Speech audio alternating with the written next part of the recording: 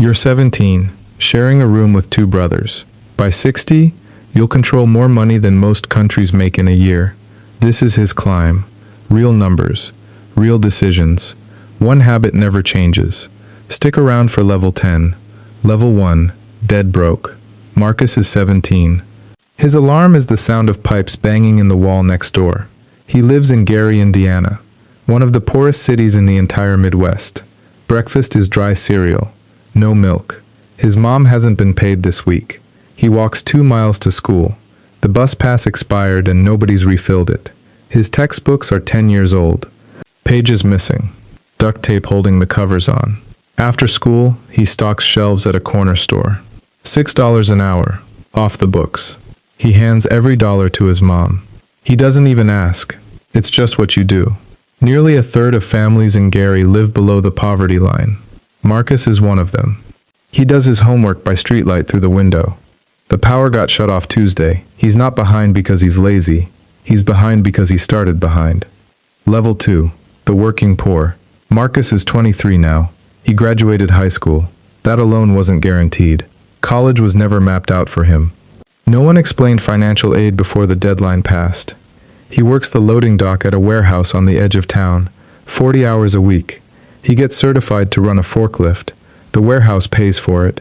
His wage jumps a little. He makes about $19,000 a year before taxes. Rent alone eats almost half of it. He has zero savings. Most Americans couldn't cover a $1,000 emergency. He's one of them. His car breaks down in February. He can't afford the repair. He takes out a payday loan. The interest is brutal. He pays back nearly $500 more than he borrowed. That's the tax on being poor. He eats rice and beans in bulk. He knows the price of milk at every store nearby. A coworker gets hurt on the job. Marcus doesn't get sick. He can't afford to. At night, he looks at the city lights across the river. Close enough to see, not close enough to reach. Level 3. Lower middle class. Marcus is 29 now. He enrolls in night school. HAVAC certification. 14 months. He takes a small student loan, the kind he can actually manage. He starts at $21 an hour, nearly $44,000 a year. It feels enormous. He moves into a 2-bedroom apartment. A real couch, a real kitchen table, not from a sidewalk. He opens his first real bank account. Not a check cashing store, an actual bank. He sets up a small automatic transfer to savings. Some months he cancels it. He always sets it back up. He meets someone. They build a life together. Practical, warm, and real. He calls his mom every Sunday. He still sends her money. There's guilt in climbing while she stays behind. He's learning something nobody taught him. A budget isn't a restriction. A budget is a map. If you've made it this far, comment what level surprised you most. Hit like and subscribe. We post every week. Level 4, middle class. Marcus is 35 now. Household income around $92,000. He and his wife both work. They buy a house in a suburb outside the city, locked in a low fixed mortgage rate before prices climbed. He wasn't lucky. He was ready when the moment came. Years of not spending everything he made. They have 2 kids now. Childcare costs over $1,000 a month. It's the second biggest expense they have. He barely understood his 401k when he started. 2 YouTube videos and a few questions later, that was enough. The median net worth for someone his age is around $135,000. He's close to that. Every dollar has a destination before it arrives. Mortgage, childcare, car payment, groceries. Middle class isn't comfort. Middle class is infrastructure. He's building systems now, not just surviving. Level 5, upper middle class. Marcus is 42. Household income around $210,000. He switched careers 5 years ago. He moved into project management for a logistics company. A certification cost him hundreds and 200 study hours. That investment paid off. His salary jumped $40,000 within 18 months. His home is worth far more than he paid for it. That's equity he never had to work for. His kids have college savings accounts now. Small monthly contributions, growing quietly in the background. He hires an accountant. She costs less than what she saves him every single year. He starts reading about investing, really reading. He begins to see money differently, as a tool, not just a reward. Level 6, the millionaire. Marcus is 48, net worth just over $2 million. It took 11 years of steady, boring discipline. He maxed his retirement accounts, invested in simple index funds, never sold during downturns. He started a consulting practice at 45. First year, modest. Third year, it matched his full salary. The median net worth for his age group is around $250,000.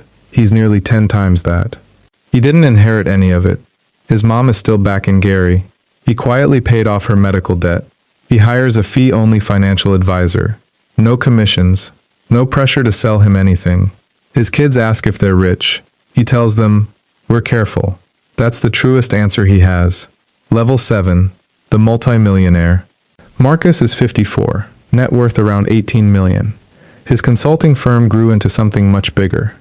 He brought on senior partners, expanded into new markets, started investing in private equity too.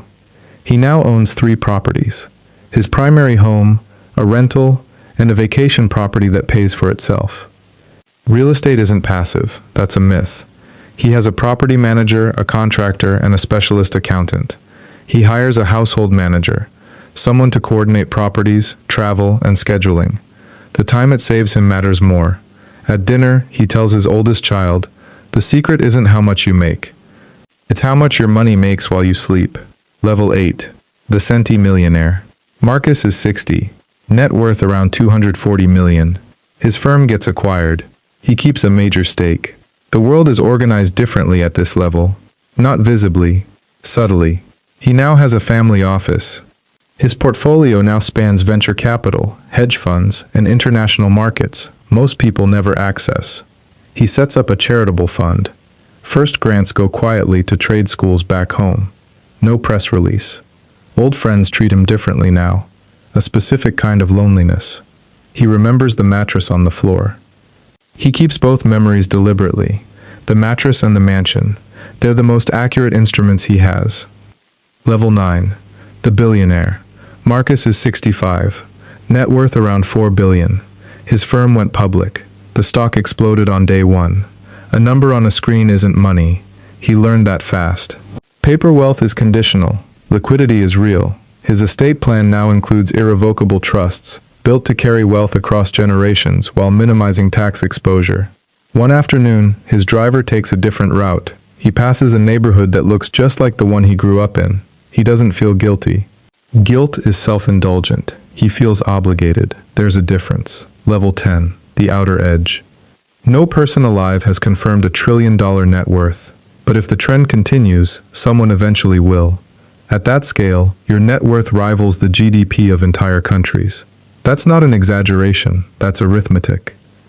A team of hundreds would run the operations. You'd set the philosophy, not manage the day-to-day. But here's what the whole journey reveals. The problems never disappear, they just scale. At 17, Marcus worried about the electric bill.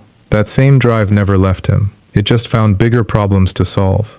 It wasn't one decision. It was thousands of small ones, made consistently, in the direction of discipline. He started with nothing, not potential, nothing. And it turns out, that was enough to begin.